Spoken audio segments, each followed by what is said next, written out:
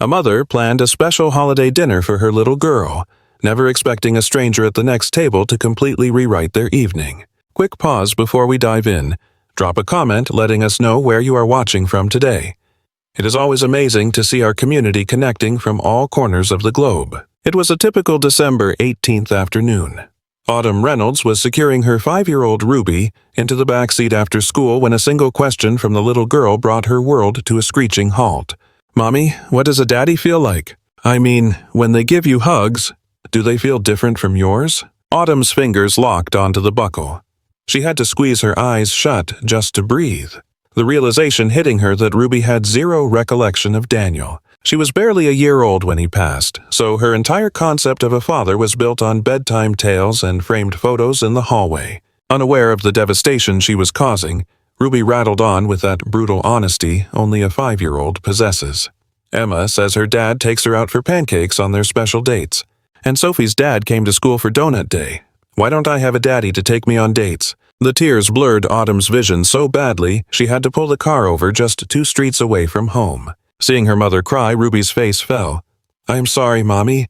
I didn't mean to make you sad." Autumn twisted in her seat, cradling her daughter's cheeks in her palms. "Oh, sweetie, you didn't make me sad, and guess what? You are absolutely going on a date. I am taking you. We will go somewhere fancy, get delicious food, the works." Ruby's expression instantly brightened, glowing like a Christmas tree. "For real? A real date? Can I wear my princess dress?" Autumn nodded. "Wear the fanciest one you own. I want to show you exactly how special you deserve to be treated, so you never forget your worth."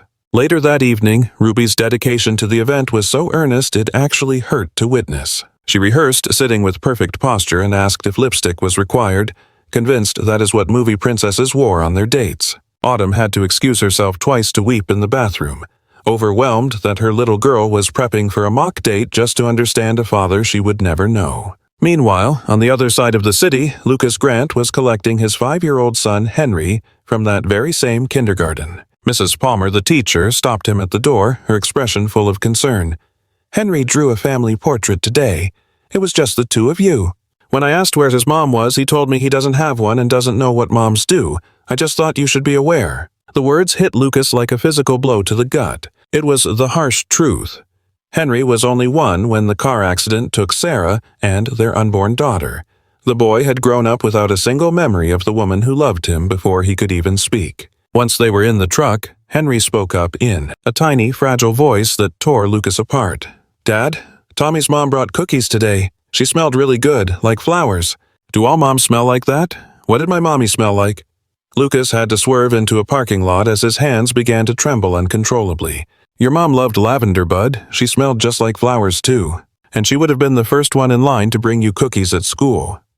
Henry went silent for a moment before asking, "How do I be nice to girls if I don't have a mom to show me?" "Tommy says his mom teaches him things. Who is going to teach me?" Sitting in that Walmart lot, Lucas made a choice that would alter the course of their lives. "I will teach you. How about we go on a practice date? Just us guys.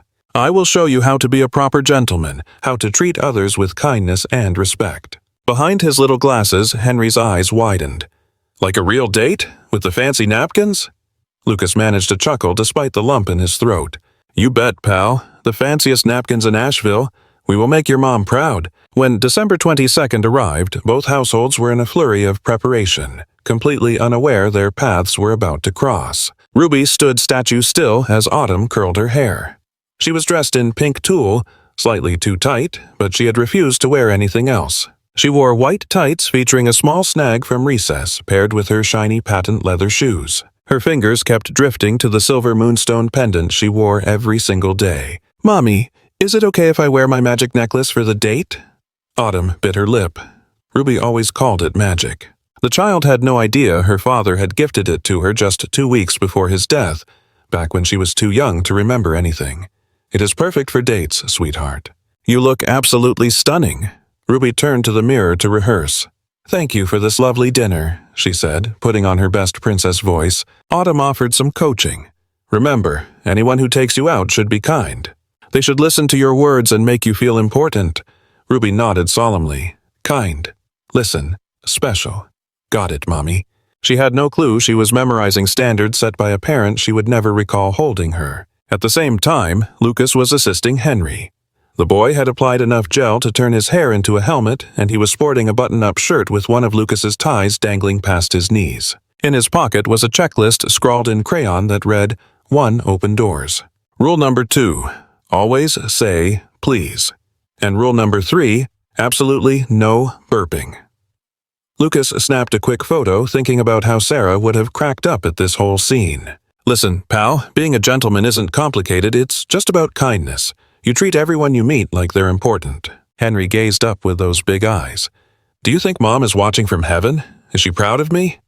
Lucas dropped to one knee to look him in the eye. I don't just think so, buddy. I know so. She's incredibly proud of the young man you're turning into. They arrived at the Ivy Room at 6:30. The host spotted little Ruby dressed to the nines and wearing a very serious expression. My goodness, don't you look fair? This is a big occasion. Tonight is that. Ruby stood tall and announced with total solemnity, I am on my very first date, and I have to use my best manners. The staff at the podium just about melted into a puddle. 5 minutes later, Henry marched in with Lucas and informed the hostess, I am practicing how to be a gentleman, so I treat girls nicely. The hostess actually had to look away for a second because it was just too adorable to handle. At first, neither pair spotted the other. They were way too absorbed in their own little worlds. Autumn and Ruby were seated near the window. Ruby sat bolt upright, not even leaning back, hands folded neatly. She dabbed her mouth with a napkin after every bite like she had been training for this moment her entire 5 years of life. Autumn leaned in gently. So, sweetie, tell me what you learned in school today? Ruby's face absolutely beamed because she had someone's undivided attention. She launched into a story about finger painting and her friend's hamster, Mr. Whiskers, and explained how clouds are actually floating water. Autumn made sure to model exactly what she wanted her daughter to absorb. She held eye contact, asked questions, and showed real interest. Ruby leaned over and whispered, Mommy, is this what dates are really like? Just talking to each other and being nice? Autumn felt a sudden sting of tears. The best ones are, baby. It's when someone makes you feel truly heard. Meanwhile, just 3 tables away, Lucas was coaching Henry on the same lessons. Henry had dutifully pulled out Lucas's chair, only to realize a moment later that he needed to sit down himself. When ordering his chicken fingers, he asked, May I please have this? Thank you very much. The waiter looked like he might burst into tears. Lucas asked, What was the absolute best part of your day, bud?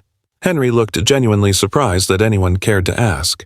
He started rambling about a block tower he built, a book about dinosaurs, and recess. He mentioned that Tommy pushed him, but he didn't shove back because gentlemen don't do that. Ruby spotted Henry before anyone else did.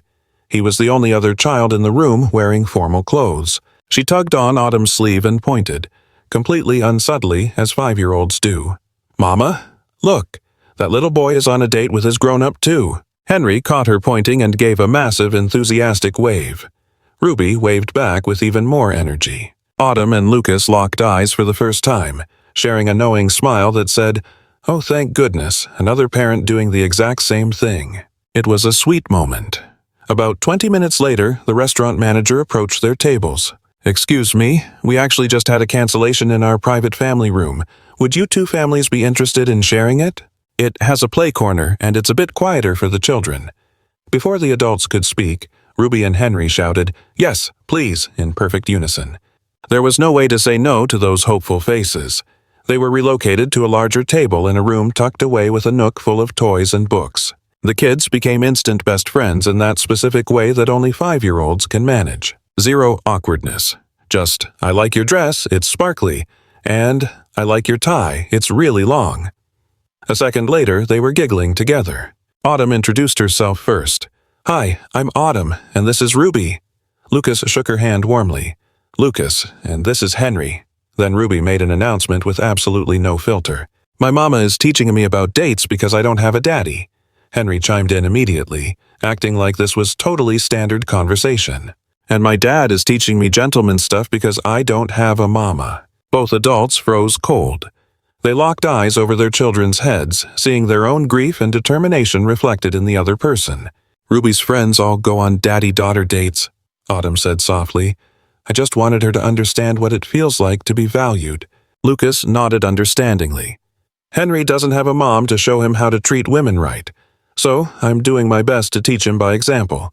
They fell into conversation while the kids colored on the activity menus, bonding over single-parent struggles and the strange, beautiful coincidence that they had both come up with this practice date idea. Suddenly, Ruby reached up to fiddle with her necklace, a habit she always fell back on when she was happy or nervous. It was just her little comfort tick. Lucas stopped mid-sentence. His face drained of all color, staring at the jewelry like he was seeing a ghost. Where did she get that necklace? His voice shook, sounding strange. Autumn's protective instincts kicked in immediately. Her father gave it to her before he passed away. Why do you ask? Lucas stood up so abruptly his chair scraped loudly against the floor. What was your husband's name? Autumn stood up too, legitimately frightened now. Daniel Reynolds, what is going on? You are scaring me. Lucas collapsed back into his chair and fished out his phone with trembling hands. My wife, Sarah. She made that necklace. She was a jewelry artist. Daniel was her best friend. He turned the screen to show her a photo. Autumn grabbed the phone, her knees nearly giving out beneath her. It was Sarah. Daniel and Sarah. His office spouse. The woman he never stopped talking about. His best friend. The one he shared a ride with to that holiday bash 4 years back. The same woman he lost his life alongside on December 20th. One crash took them both. The realization hit them simultaneously, words spilling out in unison as Lucas's eyes glazed over with tears. The same hospital. I was sitting in the ICU waiting area. Sarah was rushed into the OR. Autumn breathed out, the memory surfacing. Daniel was just 2 rooms away. I remember hearing someone sobbing in the corridor. That was you, she realized. Nearby, Ruby and Henry paused their coloring to watch. Why do the grown-ups look so sad? Henry asked, reaching for Ruby's fingers. It's all right, buddy. Even adults need to cry now and then. My pop says tears take courage. Lucas's voice was gravelly, cracking under the strain. Listen, there is more to the story about that pendant, about why Sarah crafted it. Can we speak privately once the kids are fed? Autumn simply nodded, her throat too tight for speech. For 4 long years, a single tragedy had tethered them together without them having a clue. And now, watching their children clasp hands as if they were old souls reunited, she sensed the ground beneath her shifting. Everything was about to change. Once the meal was done, they lingered in the parking lot. Ruby and Henry chased snowflakes under the streetlights, observed by the restaurant staff through the plate glass. Lucas reached into his truck's glove box, his hands trembling uncontrollably. He retrieved a tiny velvet case worn around the edges as if he had opened it 1,000 times before. Nestled inside lay a piece of jewelry that was the spitting image of rubies. The silver links, the moonstone charm, it was all there, only this one was full-sized. Autumn's hand flew to her lips. She knew instantly it was the mother's half to her daughter's necklace. Sarah created 2 pairs before she passed, Lucas explained, mother and daughter matching sets. She was expecting when the crash occurred. Lucas's voice fractured painfully on the word expecting. Emergency C-section. We lost the baby. She had been crafting this jewelry for a little girl she never got to hold. Tears began to trace paths down Autumn's cheeks. Oh God, Lucas, I am so incredibly sorry. I had no idea she was expecting. He nodded solemnly. No one did, aside from me and Daniel. She was just 12 weeks along. We wanted to keep it quiet for a bit, but she couldn't help herself. She'd already started making things for the baby. He passed her an envelope, the paper yellowed with time. This was kept with the necklace. It is addressed to Daniel's wife and daughter. Sarah penned this roughly 3 weeks before she died. Autumn's fingers trembled so violently she struggled to open the fold, and Lucas had to assist her. The script was bubbly and full of life, a painful contrast to the reality of the moment. Dear Autumn and sweet baby girl, Daniel never stops talking about you two. You are the center of my best friend's universe. I crafted these charms for the daughters we are going to raise side by side. I am pregnant too, due in March. Our girls are going to be like sisters. But, knowing how anxious I get about labor, just in case anything goes wrong, I want Daniel's little girl to have hers now. Please tell her that Auntie Sarah loved her before she even took her first breath. All my love, S. Autumn felt the air leave her lungs. She crumbled right there in the parking lot of that upscale eatery, while 20 feet away, her daughter played in the snow, oblivious that her world was shifting on its axis. She made this specifically for me. She dreamed of our girls being best friends. Lucas nodded slowly. She mentioned you and Ruby constantly. She would show me the photos Daniel kept on his desk. To her, you were family. They eventually retreated to the cab of Lucas's truck, the engine idling to keep the heat on as the windows fogged over. Lucas opened up about that day, December 20th, 4 years prior. He had been on duty at the fire station when the call came in about Sarah's wreck. He described the frantic drive to the hospital, arriving just as they were wheeling her into the emergency operating room. Autumn shared her side, how she was in the middle of wrapping gifts for Ruby's first birthday when the officers knocked on her door. She spoke of the blur of arriving at the hospital, being guided to a waiting area where Daniel was already in surgery, and the doctor's grim expression. Lucas's face drained of color. I was standing in the corridor right outside the surgical wing when they broke the news that Sarah and the baby were gone. I recall completely losing it. I hit the floor, screaming my lungs out. Autumn squeezed his hand tight. I heard that scream. I assumed someone had the television volume turned up too high. I heard a person in absolute torment and remember thinking, well, at least I am not the only one in hell tonight. Then I heard a baby crying. A little girl wailing for her father. Lucas whispered, his voice destroyed. That was Ruby. My sister had driven her to the hospital. She was only 1 year old, but she sensed the darkness. She wouldn't stop sobbing. Silence filled the truck as the weight of it settled on them. They had been mourning in the same hallway, likely less than 20 feet apart. Two strangers losing their entire world simultaneously, completely unaware of the other's presence. Beyond the glass, Ruby and Henry were constructing a miniature snowman. Henry steadied Ruby by the hand, and inside, their parents watched through the windshield, tears flowing freely. A week down the line, Lucas sent a text asking if the children could have a playdate, mentioning that Henry asked about Ruby every single day. They reunited at the Children's Museum, where the two kids were glued to each other's sides, holding hands through every exhibit, sharing snacks, and playing house in the pretend market. Autumn couldn't take her eyes off Lucas. She watched him, with Henry, noting the quiet patience, the gentle touch, the teaching moments. She watched him crouch down to meet Henry's gaze, explaining the world on his level. She saw the father figure Ruby had been craving. Meanwhile, Lucas was watching Autumn with Ruby, mesmerized by her warmth, her creativity, and her endless encouragement. He watched her slide into a chair in the art room, painting right alongside the little girl. He saw the mother Henry had desperately needed his entire life. Henry wandered over to Autumn, burying his face in the fabric of her sweater. "You smell good," he mumbled. "Like cookies. Is that what mamas smell like?" Autumn had to turn away sharply, hiding her face before she completely fell apart in front of the children. Then Ruby turned to Lucas. "Hey, are you a giant, or am I just super short?" When he swooped her up and settled her onto his broad shoulders, she shrieked with delight. "This is what daddies do. This is the coolest thing ever." Lucas had to put her down and step away for a moment, his chest aching from a brutal collision of pure joy and old grief. 2 days later, it was Christmas Eve. Lucas invited them to the station's annual holiday bash. Ruby was in paradise. She was trying on helmets that swallowed her whole head, sitting behind the wheel of the engine and wailing like a siren. "Mr. Lucas, are you a real-life hero?" she asked, looking up with those massive 5-year-old eyes. Lucas dropped to one knee. "I just help folks when they're in trouble, sweetheart. That's the job." Ruby nodded solemnly. Helping people is exactly what heroes do. Then Henry ran over, clutching a picture he had drawn for Autumn. It showed 4 stick figures holding hands. "That's me, Dad, Ruby, and Miss Autumn," he pointed out. "I drew our family. Look, we're all together." That was the moment Sarah's parents, Gloria and Frank, walked in.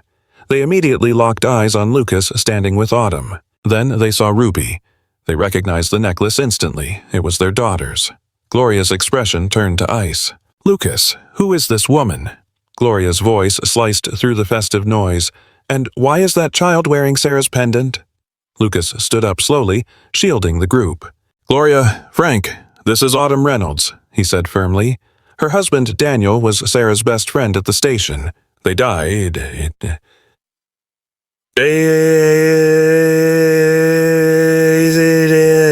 Sarah made that necklace for Ruby right before she passed. Frank's face softened as the realization hit him. "You're Daniel's widow," he said gently. Sarah loved that man like a brother. But Gloria wasn't ready to listen. "That doesn't explain why you're playing house at a family event with our grandson," she snapped. Sarah has only been gone 4 years. The drive home was silent and heavy. Autumn told Ruby they probably shouldn't see Henry and Mr. Lucas for a while. It was just too complicated. Ruby started sobbing so hard she made herself sick. "But why, Mama? He's my best friend. Nobody plays with me like Henry does, and Mr. Lucas is so nice. Why can't we keep them?" Autumn realized her daughter had smiled more in the last 2 weeks than she had in months. But the fear of Gloria's anger and the weight of that shared trauma was paralyzing. She stopped replying to Lucas's messages. He didn't push her. He figured she needed room to breathe. Then came Christmas Day. Ruby was inconsolable, asking for Henry over and over. Autumn finally broke down and dialed Lucas. "Can we come over?" she choked out. "Ruby is having a really rough day." Lucas didn't hesitate. "Please come. Henry has been crying all morning, wondering where Ruby went." They spent the holiday together, and it felt right. It felt like family. It felt like a future Autumn hadn't let herself dream of in 4 years. Later, as Ruby dozed off on Lucas's lap during a movie, he whispered, "She's the daughter I never got to have. I love her already." Autumn watched Henry curled into her side and whispered back, "And he's the son Daniel always wanted."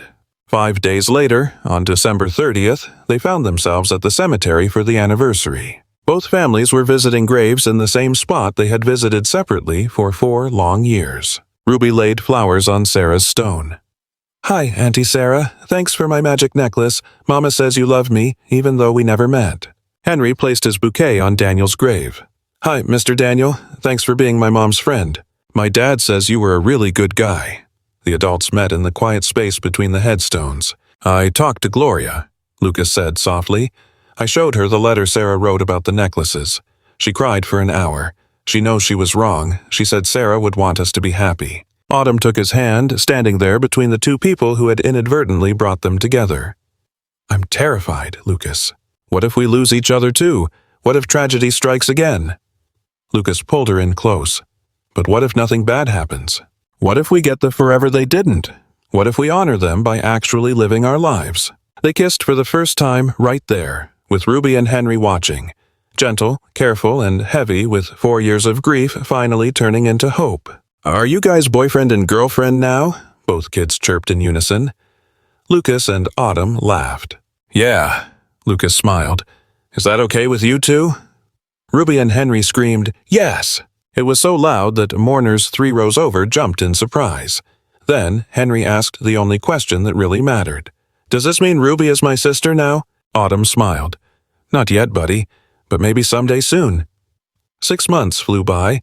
Ruby turned 6 in June, and Henry's 6th birthday was right around the corner in July. Somewhere amidst the chaotic blur of playdates, shared dinners, and weekend excursions to the park, the quartet forged a bond as essential as oxygen. Most days, Ruby still addressed him as Mr. Lucas, but on 2 rare occasions the words Daddy Lucas had tumbled out by mistake. The first slip happened while he soothed her after a bad dream. The second, while he clumsily plaited her hair for school. Both times, Lucas had to excuse himself to the restroom, sobbing quietly because his heart was simply too full. He was overwhelmed by this fierce love for a little girl who, despite no blood relation, felt like his soul's missing piece. Meanwhile, Henry stuck to Miss Autumn, but pestered Lucas relentlessly. "Can we make her my real mom? She already acts like one. She cuts my sandwiches into perfect triangles, reads me 3 bedtime stories, and knows I'm sad before I even speak." Lucas would just mess up the boy's hair and ask, "Is that what you want, buddy?" And Henry would nod with his entire being. One Saturday in late August, Gloria appeared at Autumn's door with heavy boxes, and Autumn braced herself for another verbal lashing. Instead, she saw Gloria's eyes swollen and red, looking like she hadn't stopped weeping for days. "I brought over Sarah's jewelry kit," Gloria said softly, clutching the supplies, "all her pliers, beads, and wire. Ruby should have these for later. Maybe you could teach her." Her voice broke then. "I was so wrong about you. I was clutching my daughter's memory so tightly I was blind. You are exactly who she would have chosen for Lucas and Henry." She produced more of Sarah's diaries, filled with entries hoping their children would grow up as siblings and describing Autumn as the sister she never had.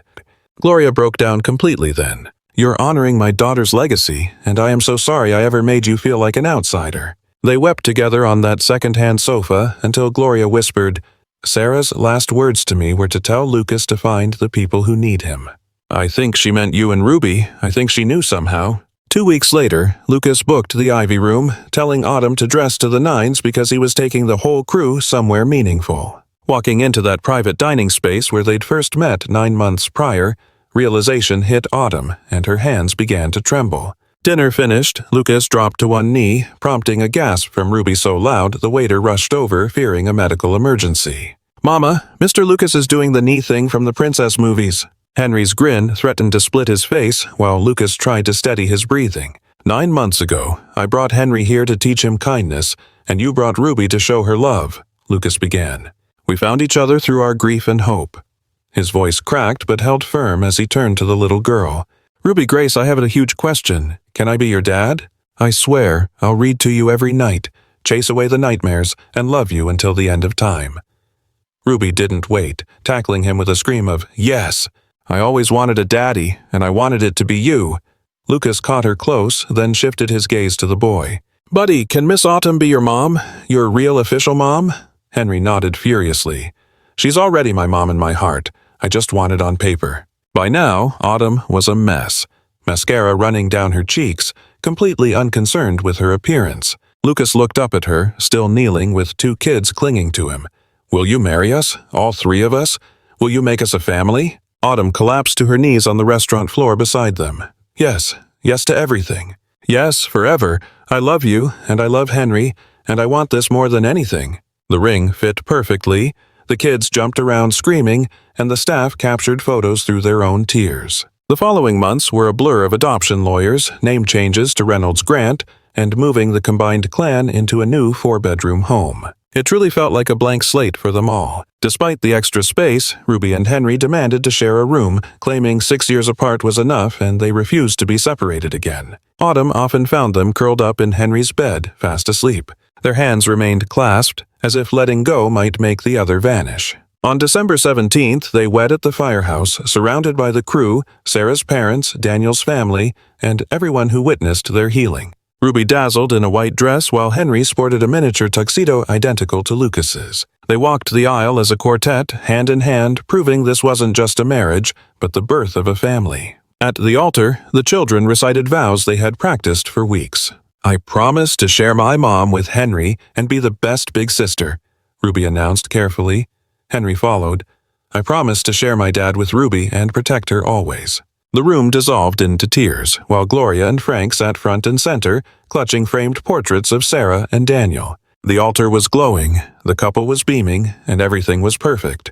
But the moment the officiant said, "You may kiss the bride," Ruby and Henry slapped their hands over their eyes, squinching their faces as they yelled, "Ew, gross," sparking a wave of laughter from the guests. Fast forward 1 year, and their clan was about to grow again. Autumn was 7 months pregnant with a girl they named Lily Grace, honoring the women who had united their paths. Meanwhile, Ruby was channeling her inner artist, using Sarah's vintage tools to craft jewelry under Autumn's patient guidance. Henry, on the other hand, was determined to follow in Lucas's footsteps, practically living in a plastic firefighter helmet he refused to take off. When December 20th rolled around, they kept their sacred tradition alive, making the annual pilgrimage to the cemetery. Ruby gently placed a handmade bracelet on the headstone. "Hey, Auntie Sarah, I made this one for you. Mom is teaching me all your jewelry tricks." Henry set a colorful drawing down for Daniel. "Hi, Mr. Daniel, check it out. That's our whole squad, even the new baby sister coming soon." Jump ahead 6 years. Ruby, now 12, had just been asked to the winter formal by a lab partner, and the poor girl was a bundle of nerves. While Autumn helped her navigate the dress options, Lucas was busy giving the boy the legendary fear of God fatherly lecture. Henry, hitting 12 himself, stepped up as the ultimate bodyguard for his stepsister. "Treat her right, or you answer to me and my dad." Ruby just giggled at his toughness, clutching her moonstone necklace for a boost of courage. Before she headed out, Autumn knelt to look her in the eye. "Remember what we learned on that practice date? You deserve to be valued and respected." Ruby fingered the gem at her throat. "I know, Mom. Be kind. Listen, I'm special. I know my worth because I've got 2 dads who loved me enough to prove it." That Christmas Eve, they returned to the Ivy Room to celebrate. They walked in as a party of 5. Little 6-year-old Lily was the spitting image of Sarah from the old albums, and the manager teared up the moment she saw them.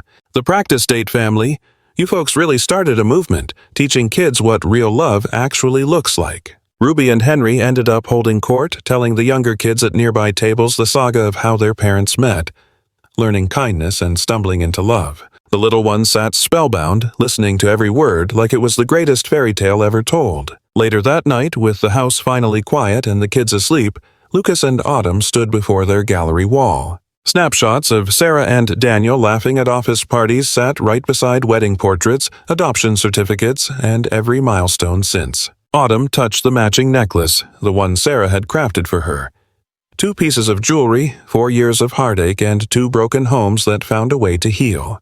Lucas kissed her forehead. They remembered Sarah's final wish, find the people who need you, and Daniel's last request, take care of our girls.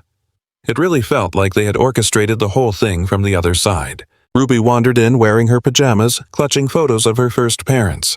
Mom, Dad, do you think they're happy we're all together? Autumn pulled her into a tight hug. Baby, I think they're throwing a party up there. Sometimes a practice run turns into the real deal. Autumn had taken 5-year-old Ruby to demonstrate love. Lucas had taken Henry to demonstrate kindness. Neither saw the other coming.